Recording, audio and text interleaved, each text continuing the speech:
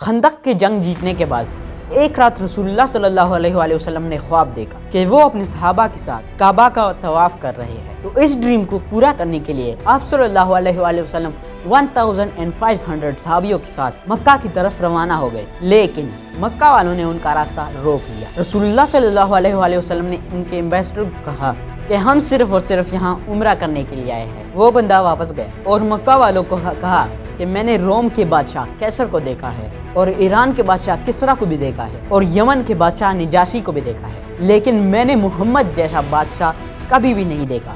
جب وہ وضو کرتے ہیں تو لوگ اس پانی کا قطرہ بھی زمین کو ٹچ ہونے نہیں دیتے۔ ایسے آدمی اور ایسے فالوور سے لڑنا امپوسیبل ہے۔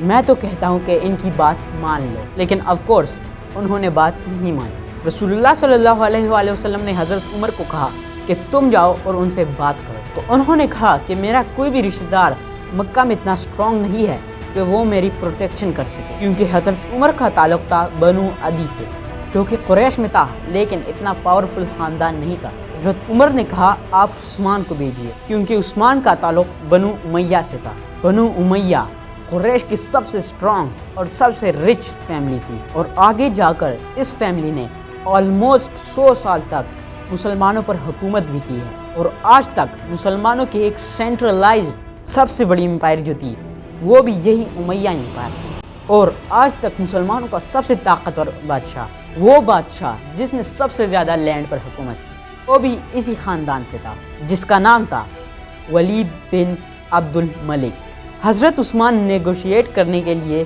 مکہ گئے، لیکن اس میں ان کے کافی دن گزر گئے، جس کی وجہ سے مسلمانوں میں یہ افواہ پھیلی کہ حضرت عثمان کو شہید کر دیا گیا، اور اس زمانے میں ایمبیسڈر کو قتل کرنا جنگ کا اعلان کرنا جیسا تھا۔ اس افواہ کی وجہ سے سارے صحابہ جمع ہو گئے اور ایک درخت کے نیچے جس کا نام رضوان تھا، رسول اللہ صلی اللہ علیہ وسلم کے ہاتھ پر بیعت کی اور کہا کہ ہم سب مر جائیں گے لیکن عثمان کے خون کا بدلہ لے کر رہیں گے۔ لیکن بس یہ ایک مس انڈرسٹینڈنگ تھی اور حضرت عثمان واپس بالکل ٹھیک ٹھاک آ گئے، لیکن اس سے مکہ والوں کو ایک اسٹرانگ سگنل گیا کہ اب یہ لوگ پیچھے ہٹنے والے نہیں ہیں۔ اتنے سخت سچویشن میں اور کنفیوژن میں آخر مکہ والوں اور مسلمانوں کے درمیان ایک ایگریمنٹ سائن ہو۔ نمبر 1 کہ مسلمان اس سال نہیں اگلے سال عمرہ کرنے کے لیے آئیں گے۔ نمبر 2 10 سال تک مکہ اور مدینہ کے بیچ لڑائی نہیں ہوگی۔ نمبر 3 اگر مدینہ سے کوئی آدمی اسلام چھوڑ کر مکہ جائے تو اسے کچھ نہیں کہا جائے گا، لیکن اگر مکہ سے کوئی آدمی مدینہ جائے اسلام قبول کر کے تو اسے واپس کرنا ہوگا۔ کسی بھی صحابی کو یہ ایگریمنٹ پسند نہیں آئی، کیونکہ اس میں تو کلیئرلی لگ رہا ہے کہ مکہ والے بدماشی کر رہے ہیں، لیکن رسول اللہ صلی اللہ علیہ وسلم نے ان سارے صحابیوں کے رائے کو سائڈ پر رکھ کے اس ایگریمنٹ پر مہر لگا لی۔ جو بندہ مکہ کی طرف سے اس ایگریمنٹ کو سائن کر رہا تھا، جیسے ہی یہ ایگریمنٹ سائن ہونے لگی اس کا خود کا بیٹا اسلام قبول کر کے مکہ سے بھاگ کر یہاں پہنچ گیا، لیکن رسول اللہ صلی اللہ علیہ وسلم نے اس کو واپس کر دیا۔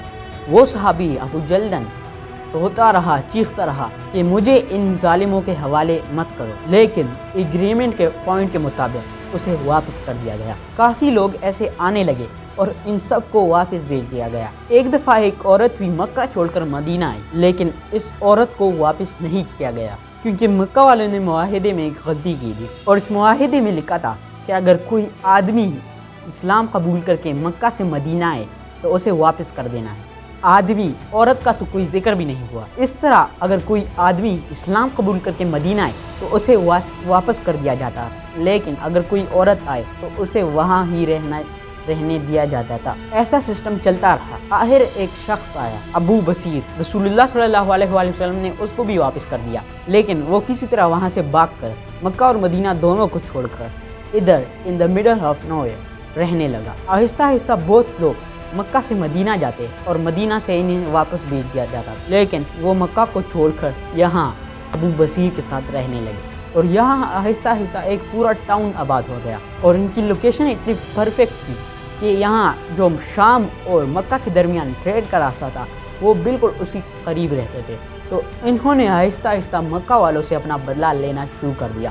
اس ابو بصیر کے ٹاؤن کی وجہ سے مکہ والوں کا ملینز اینڈ بلینز کا نقصان ہونے لگا۔ آخر مکہ والوں نے تنگ آ کر اس ایگریمنٹ کے 3rd پوائنٹ جو انہوں نے بہت خوش اور پاورفل ہو کر ڈالا تھا اس کو ریموو کر دیا اور کہا کہ اگر آج سے کوئی آدمی مکہ سے مدینہ جائے تو اسے بڑی خوشی سے وہاں رہنے دیا جائے، اور آہستہ آہستہ یہ ایگریمنٹ ان کے گلے میں پسنے لگی۔ معاہدے کا دوسرا پوائنٹ یہ تھا کہ 10 سال تک کوئی بھی لڑائی نہیں ہوگی۔ رسول اللہ صلی اللہ علیہ وآلہ وسلم نے اس کا فل فائدہ اٹھاتے ہوئے عرب سے باہر نکل کر جو باقی سپر پاورز تھی ان کو اسلام کی دعوت دینا شروع کر دی۔ تو ایک لیٹر گیا حبشہ جو آج کے زمانے میں ایتھیوپیا ہے، دوسرا لیٹر گیا رومن امپائر ہرکل ریکلیس، اور تیسرا لیٹر گیا ایران کے بادشاہ خسرو۔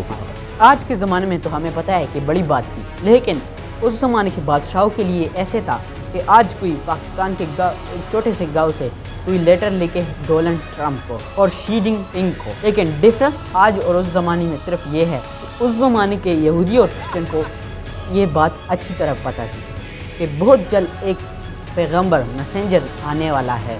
حبشہ کا بادشاہ نجاشی جو کرسچن تھا اس نے تو اسلام قبول کر لیا، لیکن رومن امپائر کے بادشاہ کو یہ بات بہت عجیب سی لگی، تو اس نے اپنے امپائر میں موجود کچھ قریش کے لوگوں کو بلائے، اور اس ٹائم ابو سفیان بھی رومن امپائر میں موجود تھے۔ تو ابو سفیان کچھ عربیوں کے ساتھ رومن امپائر کے محل میں پیش ہوئے اور ان کو محمد صلی اللہ علیہ وآلہ وسلم کے کریکٹر کے بارے میں بتایا۔ رومن امپائر بہت امپریس ہوا محمد کے کریکٹر کے بارے میں سن کر، اور انہوں نے کہا کہ مجھے پتا تھا کہ بہت جلد ایک پیغمبر آنے والا ہے، لیکن وہ تم عربیوں میں سے ہوگا یہ میں نے کبھی نہیں سوچا تھا۔ ابو سفیان نے وہاں سے باہر نکل کر اپنے ساتھیوں کو بولا کہ اب تو محمد سے رومن امپائر کا بادشاہ بھی گھبرانے لگا ہے۔